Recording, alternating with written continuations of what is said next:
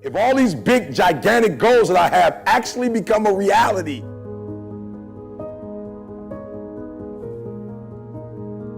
some of you are taking stuff because you don't know who you are. You're taking stuff from people that you shouldn't even take because you don't know who you are. And you're dealing with stuff you shouldn't even deal with. So when I say this, I'm telling y'all I'm not playing. No, I'm being serious. When you can get to the I am and you know who you are, everything, Kendall always said, something leads, something follows. Something leads, something follows. When you don't know who you are, it's a whole bunch of mess that follow. When you know who you are, you set the precedent. When you know who you are, if you are a female that don't like fussing and cussing, you won't even let some dude who fuss and deal with you because you like, I'm not with that. And you don't go, I ain't been with nobody in 6 years. If you know who you are, you would rather wait 7 to get what you're supposed to get than to put up with some junk for 6. You won't do it.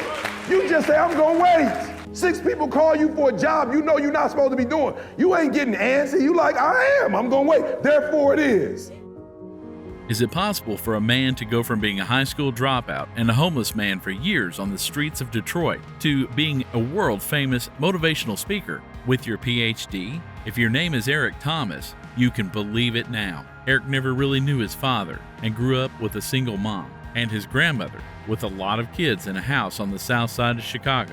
During his time as a homeless man in Detroit, he met a pastor and then he met God, and forever his life was changed. He also met and married his wife, then returned to school. As a motivational speaker, he goes around telling folks that they can accomplish things, even though they may feel they're only average. All you need is average skill and phenomenal will. Write down, what are you settling for right now? Write it down. What are you settling for right now? You're settling for something, I don't know. You got a job, you scared, you settling. Write it down. What are you selling for? Let's go to the next one. Get in position. What's the next one? Stay in position. Good. What's the next one? Good. All right, let's go. Can I get some water too? Can I get some water? Lack. Somebody read that for me. Lack. That's all lack is. If you're in lack, that means you're not adding significant what? Come on, you think we would be here? You think we would fly here and fly our staff here and our team here? You think we could come here if we weren't adding value?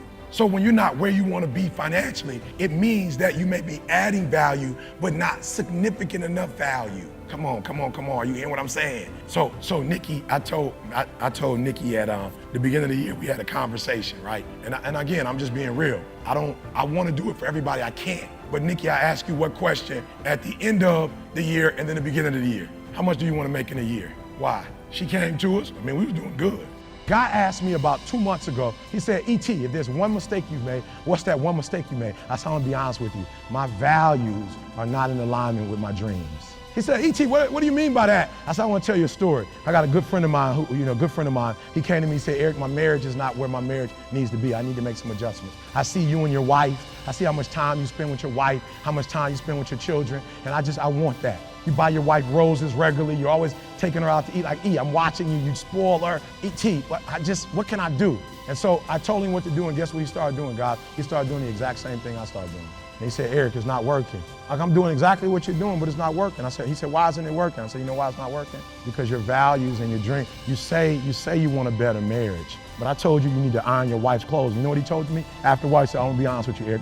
I know, you told me to iron, you told me to wash, you told me to cook, but where I come from, he said, I'm gonna be honest, Eric, when I do that, I feel like a punk. And I said, that's why you're having a hard time doing it, because your value system says a man is not supposed to iron, a man is not supposed to cook. I think for me, because somebody spoken to me when I was about 17 years old, and they literally saw this. Like when I was 17, sleeping in abandoned buildings, not taking showers, eating out of trash cans, they were like, yo, you got something. So he helped me to get my GED, sent me out to college. His name was P.C. Willis. He was a pastor at a local church that I kind of went to every now and then with one of my homeboys. And it was just unbelievable. He helped me get my GED, sent me 780 miles away from Detroit, and I just got in a new environment in college. And once I got there, I was just like, I was so grateful that I had to pay it forward. So I was like, yo, what this guy did for me, I've got to do unto others. And that's what I've been doing, just speaking life into people who just don't believe that they can do it.